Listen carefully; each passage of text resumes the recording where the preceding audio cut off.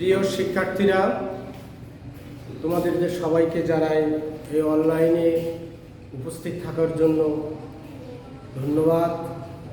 আমি তোমাদের পরিচয় জ্ঞাপন করছি। আমি গোবিন্দ প্রসাদ জোরদার, সহকারী শিক্ষক, আলিপুর ইউনিয়ন মাধ্যমিক বিদ্যালয়, আলিপুর, সাতক্ষীরা সদর, সাতক্ষীরা। তোমরা যে এই মহামারী করোনার মধ্যেও এসছো, আমার পক্ষ থেকে তোমাদের সাধুবাদ জানাই, ধন্যবাদ জানাই। পরম করুণাময়ের দরবারে দুই হাত তুলে মনোজাত করি, তোমরা সুস্থ থাকো, ভালো থাকো, সুন্দর থাকো। নিতান্ত প্রয়োজন ছাড়া কেউ বাইরে যাবে না, স্বাস্থ্যবিধি মেনে চলবে এবং মাঝে মাঝে অর্থাৎ 20 মিনিট পর পর 20 সেকেন্ড অন্তত স্যানিটেশন দিয়ে তোমরা হাত ধুয়ে নেবে। আর যে জিনিসটা অবশ্যই মাস্ক ব্যবহার করবে। আজ তোমরা সপ্তম শ্রেণী বিষয় বিজ্ঞান অধ্যায় 13 ও পাঠ 1 থেকে 4 এই লেসনের উপরে তোমরা পাঠ শিক্ষা করবে আজকে। তো সর্বপ্রথম তোমাদের জানিয়ে দিতে চাই, সেটি হলো এই মাঠে যে কার্যক্রম চলে সেই কার্যক্রমটা তোমরা একটু মনে রাখবে। প্রথমটি হলো সুশৃঙ্খলভাবে দাঁড়িয়ে সর্বপ্রথম তোমরা জাতীয় পতাকাকে সম্মান করবে। তোমরা জানো, একটা স্বাধীন দেশে যে জিনিসগুলো না হলে একেবারেই অপূর্ণ হয়ে যায়, সেটা হলো একটা নির্দিষ্ট ভূখণ্ড, জাতীয় পতাকা, একটি ভাষা, সর্বোপরি সেই দেশের একটা সংবিধান। তো আমরা স্বাধীন দেশের স্বাধীন নাগরিক।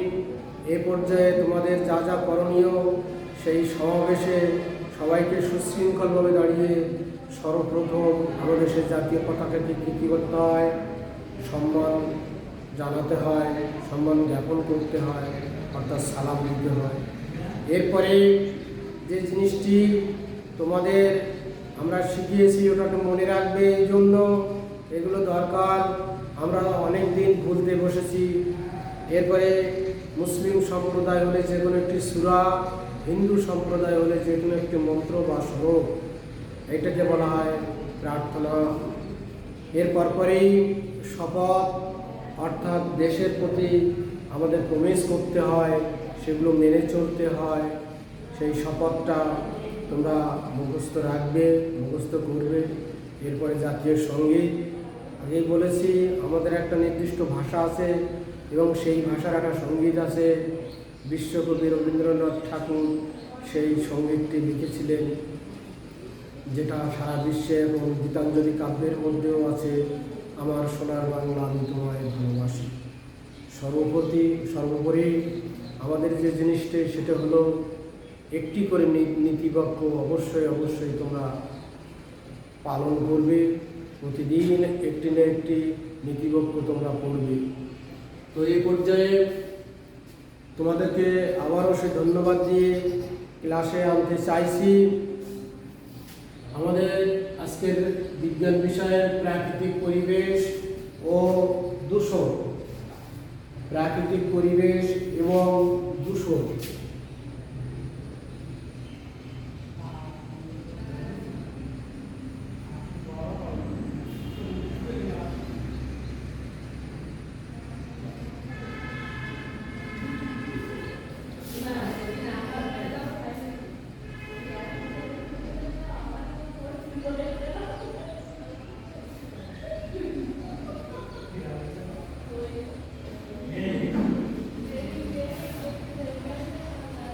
আমরা পরিবেশ দূষণ ব্যাখ্যা করতে পারব।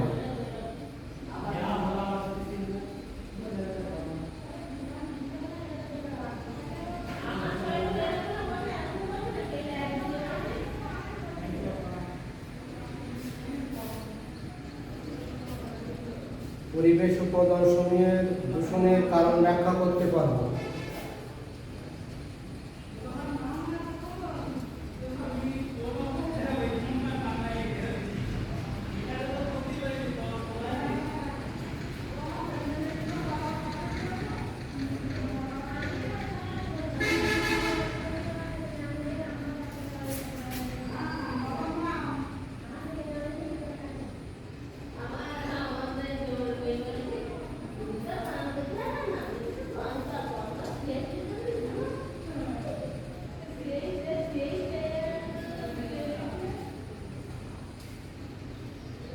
দূষণের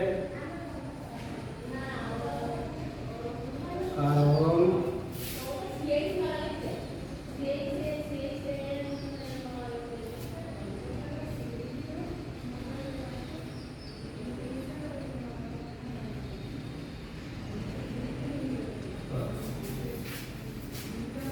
প্রিয় শিক্ষার্থীরা,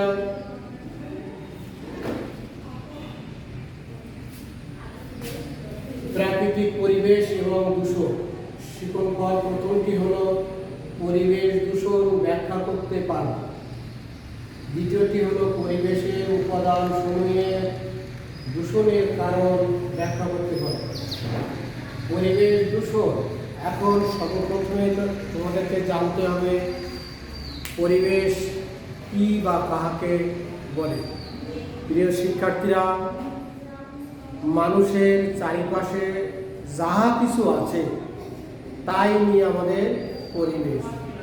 তাহলে যাহা কিছু বলতে কি, বাড়ি ঘর, স্কুল কলেজ, হাট বাজার, গাছপালা, নদী নালা, পাহাড় পর্বত, যা কিছু আছে এইগুলো সব কিছু মিলিয়ে আমাদের পরিবেশ। তো আমরা যেহেতু মানুষ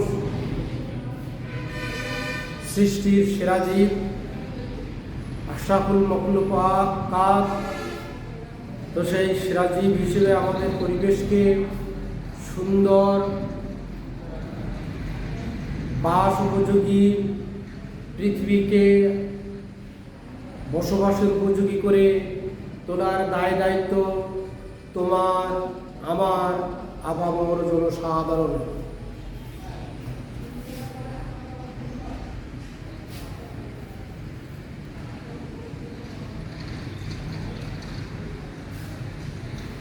তোমরা জানো যে পরিবেশের যে সমস্ত জীব আছে তার মধ্যে শ্রেষ্ঠ জীব হলো মানুষ, এরপরে গরু, ছাগল, হাঁস, মুরগি, কীট পতঙ্গ, এগুলো যে জীব, এবং এর বিপরীত যেটা জড়, অর্থাৎ পরিবেশের দুটি উপাদান জীব ও জড়। তো আমরা জড় নিয়ে আলোচনা করতে যাব না। পৃথিবীকে টিকিয়ে রাখার জন্য, টিকে থাকার জন্য মানুষ তার নিজের প্রয়োজনীয় পরিবেশের বিভিন্ন উপাদান ব্যবহার করে। যে কোনো একটি মানুষ যখন এ ধরনের কর্মকাণ্ড চালায় তখন তার উপাদান সময়ের উপরে এর প্রভাব পড়ে। তো পরিবেশ একে সুন্দর করতে হবে, সুন্দর করে তুলতে হবে, বাসযোগ্য করতে হবে, বসবাসের উপযোগী করে গড়ে তুলতে হবে। পরিবেশের উপাদান সমূহের দূষণের কারণ অনেকগুলো রয়েছে। প্রিয় শিক্ষার্থীরা, এই কারণগুলো তোমরা তোমাদের পাঠ থেকে জেনে নেবে। পরিবেশ দূষণ সভ্যতার অগ্রগতির সাথে সাথে আমাদের চারিপাশে পরিবেশ পরিবর্তিত হচ্ছে। মানুষ তার প্রয়োজন মেটানোর জন্য আবাদি জমিকে নষ্ট করে মিল, কল কারখানা, ফ্যাক্টরি, স্কুল কলেজ, আবাস স্থল ইত্যাদি গড়ে তুলছে। প্রাকৃতিক অথবা মানুষের বিভিন্ন কর্মকাণ্ড এই কারণে বিভিন্ন উপাদানের পরিবর্তন ঘটতে পারে। পরিবেশের ভারসাম্য নষ্ট হয়ে যাচ্ছে। ফলে মানুষ, উদ্ভিদসমূহ, প্রাণীর জীবন ক্ষতিগ্রস্ত হচ্ছে। এই অবস্থাকে আমরা বলি পরিবেশ দূষণ। প্রিয় শিক্ষার্থীরা, ক্ষুদ্রাতি ক্ষুদ্র জীব থেকে শুরু করে সকল প্রকার মানুষের বিচরণ স্থল এই পরিবেশের কোনো অংশে আজ দূষণমুক্ত নয়। শুধু মানুষ কেন, বিভিন্ন প্রাণী তারাও পরিবেশকে দূষিত করছে। সকল জীব তার এই পরিবেশের দূষণের ফলে ক্ষতিগ্রস্ত হচ্ছে। বিভিন্ন কলকারখানা, তাপ বিদ্যুৎ কেন্দ্র, চিমনি, যানবাহন, নির্গত ধোঁয়া, জমিতে ব্যবহৃত কীটনাশক, রাসায়নিক সার বিভিন্নভাবে এই পরিবেশ দূষণ করে চলেছে। পরিবেশ দূষণের যে কারণগুলি, সেটা দুটো উপাদান নিয়ে গঠিত, জীব এবং জড় উপাদান। তোমরা জানো সকল উদ্ভিদ ও প্রাণী পরিবেশের জীব উপাদান গঠিত। আবার জড় উপাদানের মধ্যে রয়েছে মাটি, পানি, বায়ু সহ বিভিন্ন সকল জড় বস্তু। প্রথমে এসো মাটি দূষণ। প্রথমে প্রিয় শিক্ষার্থীরা, দূষণের যেগুলো কারণ আছে প্রথমেই তোমরা সেটা জানতে পারবে, দেখতে পারবে, বুঝতে পারবে। প্রথমে এসো মাটি দূষণ।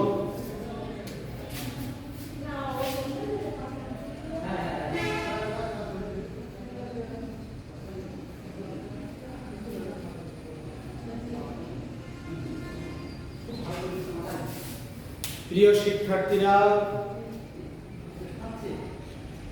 আমাদের জীবন ধারণের জন্য মাটি অত্যাবশ্যকীয় একটি উপাদান। মাটিতে বিভিন্ন ধরনের ফসল আমরা লাগাই, ফলাই, ধান, পাট, সর্ষে, আলু, মসুরি। মাটিতে আমাদের বাসযোগ্য করে তোলার জন্য আমরা আবাসস্থল স্থাপন করি, ফলে এই মাটি দূষিত হচ্ছে।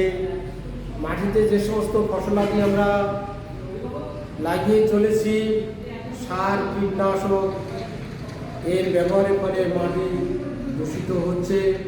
ফলে মাটি তার নিজের সেই ক্ষমতা থেকে হারিয়ে যাচ্ছে, তার শক্তি, বল, তার ক্ষমতা। প্রিয় শিক্ষার্থীরা, এছাড়া অতিবৃষ্টি, অনাবৃষ্টি, জলোচ্ছ্বাস, প্লাবন ইত্যাদির কারণেও মাটি দূষিত হচ্ছে।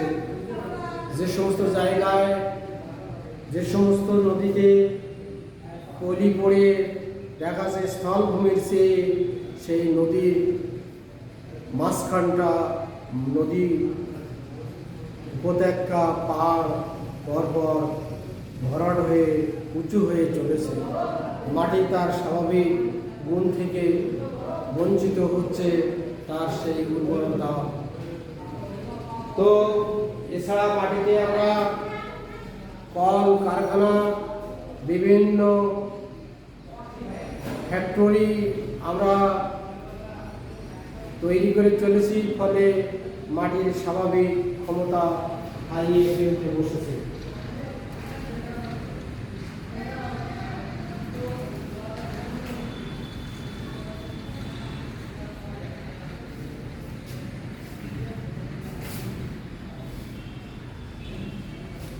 মাটিতে আমরা যে সকল আবর্জনা ও বর্জ্য পদার্থ ফেলি, এগুলো পচতে ব্যাকটেরিয়া সাহায্য করে,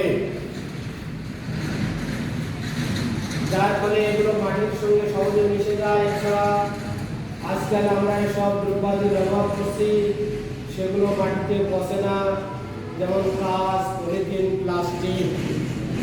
প্রিয় শিক্ষার্থীরা, তোমরা জানো আমরা যে সমস্ত কারণে মাটিতে আমাদের ক্ষমতা চেয়েও আমরা বেশি মাটিকে আমরা অসহযোগিতা করছি, বিভিন্ন পলিথিন, কাঁচ, বর্জ্য পদার্থ মাটিতে ফেলছি, ফলে মাটি তার স্বাভাবিক ক্ষমতা থেকে বঞ্চিত হচ্ছে।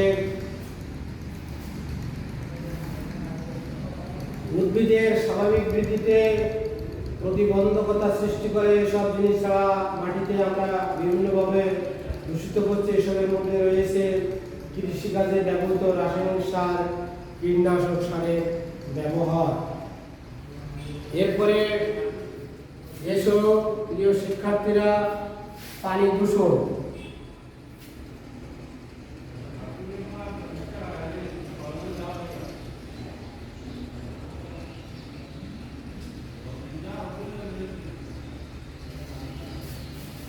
পানি দূষণ আমাদের দেশে বড় বড় শহরগুলোতে, যেমন ঢাকা, চট্টগ্রাম, রাজশাহী, খুলনা, রংপুর, বরিশাল, তো বহুতল বিশিষ্ট যে সমস্ত বাড়িঘর ইমারত তৈরি হচ্ছে, সেখানকার পানি মাটিতে যাচ্ছে, দূষিত পানি নদীতে যাচ্ছে, দূষিত পানি বিভিন্ন বর্জ্য পদার্থের ভেতর দিয়ে আবার মাটিতে চলে যাচ্ছে। সেখান থেকে আবার ওই একই পানি মানুষ ব্যবহার করছে, ফলে বিভিন্ন মহামারী রোগ, দূষিত বিভিন্ন রোগে মানুষ ভুগছে। পানি দূষণ এর একমাত্র কারণ। প্রিয় শিক্ষার্থীরা, আমরা যদি এগুলো থেকে বাঁচতে চাই, এগুলো থেকে আমরা রেহাই পাই, তাহলে পানি দূষণের দিকে আমাদের সবাইকে লক্ষ্য রাখতে হবে। বর্তমান পৃথিবীতে সুপেয় পানির অভাব দেখা দিয়েছে। পানির অপর নাম জীবন। তোমরা কি বলতে চাইবে জানি না, এটা আমরা জেনে আসছি যে পানির অপর নাম জীবন। কিন্তু কোন পানির অপর নাম জীবন? বিশুদ্ধ পানির অপর নাম জীবন, কিন্তু দূষিত পানি নয়। পানির অপর নাম জীবন, কিন্তু পানি খেয়ে যদি মানুষ মারা যায়, রোগগ্রস্ত হয়, সমস্যায় পড়ে, সে পানির নাম জীবন হতে পারে না। তো যাই হোক, সুপেয় পানি পাওয়া খুব কঠিন অবস্থা। পানি ছাড়া যেমন জীবন চলে না, পানি দূষণ আমাদের জন্য একটি বড় চিন্তার বিষয়। পানি নানাভাবে দূষিত হচ্ছে, মানুষই পানি দূষণের জন্য দায়ী। এই সমস্যা শুধু আমাদের দেশে নয়, সারা বিশ্বে এটা প্রকট আকার ধারণ করেছে। পানি দূষণের কারণ এবং উৎস আলোচনা করতে গেলে দেখতে পাবো যে এই কারণের মধ্যে মানুষ বা মানুষের কর্মকাণ্ডে পানি দূষণের অন্যতম কারণ। নগরায়ন এবং শিল্পায়ন, শিল্পের কাঁচামাল বর্জ্য পদার্থ আমরা অহরহ পানিতে আমরা ফেলছি। ডোবা, নালা, খাল, বিল, হাওর, এমনকি নদীতে ফেলছি। সেই পানি আবার বিভিন্নভাবে শাসন প্রক্রিয়ায় আমরা আবার সেগুলো পানের যোগ্য করে মনে করে আমরা এগুলো ব্যবহার করছি। ফলে পানি যে দূষণ হচ্ছে, আমরা রোগগ্রস্ত হচ্ছি, ক্ষতিগ্রস্ত হচ্ছি, আমরা সমস্যা সমূলে আবদ্ধ হয়ে পড়ছি। তো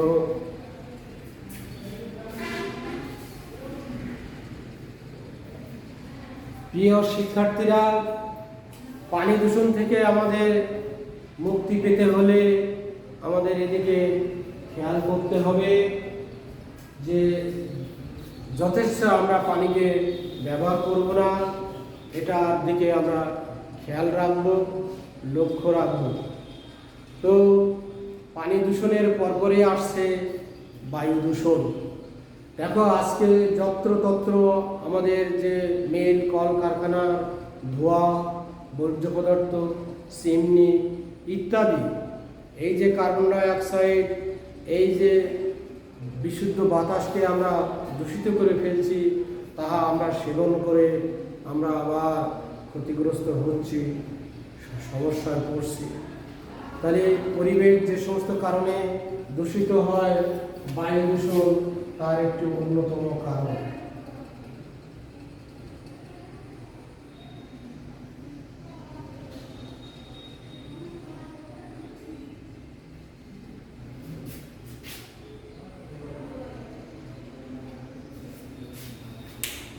বায়ু দূষণের ফলে মানুষ যে জিনিসটা না হলে 1 সেকেন্ডও মানুষ বাঁচতে পারে না, সেটা হলো অক্সিজেন। বায়ু বা অক্সিজেন, এই অক্সিজেন ছাড়া মানুষ একেবারেই বাঁচতে পারে না, কোনো মুহূর্ত, একটি মুহূর্ত বাঁচতে পারে না। তো সেই আমাদের পৃথিবীর চারপাশে রয়েছে বায়ুমণ্ডল।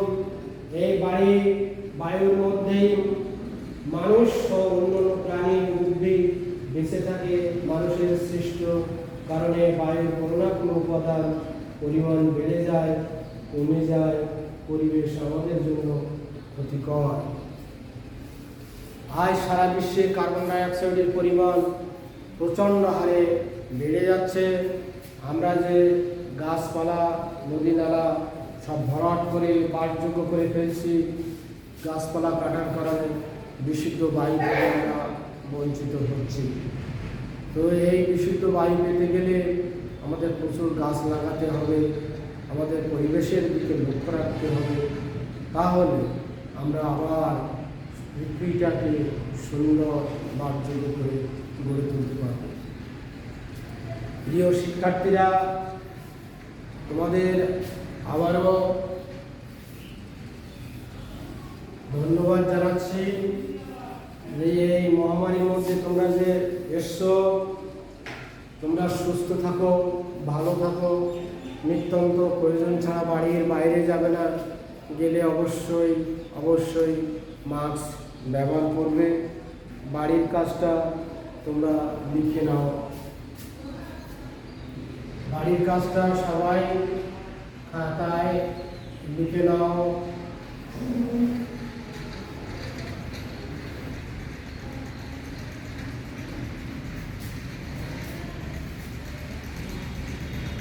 পরিবেশ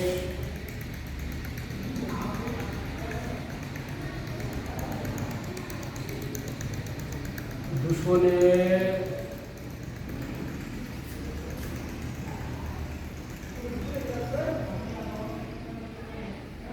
কারণগুলি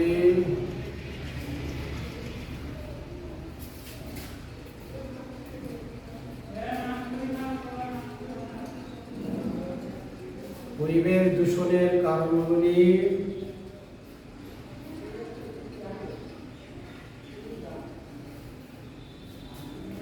ব্যাখ্যা করো। এই বাড়ির কাজ। প্রিয় শিক্ষার্থীরা, তোমাদের আবারও ধন্যবাদ জানাই। মহামারীর মধ্যে তোমরা যে অনলাইনে ক্লাসে এসছো, নিত্যন্ত প্রয়োজন ছাড়া বাড়ির বাইরে যাবে না, গেলে অবশ্যই মাস্ক ব্যবহার করবে, আর তোমরা স্বাস্থ্যবিধি মেনে চলবে, স্যানিটেশন দিয়ে, আর সামাজিক দূরত্ব বজায় রাখবে এবং ধর্মীয় বিধিবিধান মেনে চলবে। সবাইকে সুন্দর জীবন কামনা করে আমি আমার ক্লাসে এখানে বিশ্রাম টানছি। সবাই ভালো থাকো, সুস্থ থাকো, সুন্দর থাকো। সবাইকে ধন্যবাদ।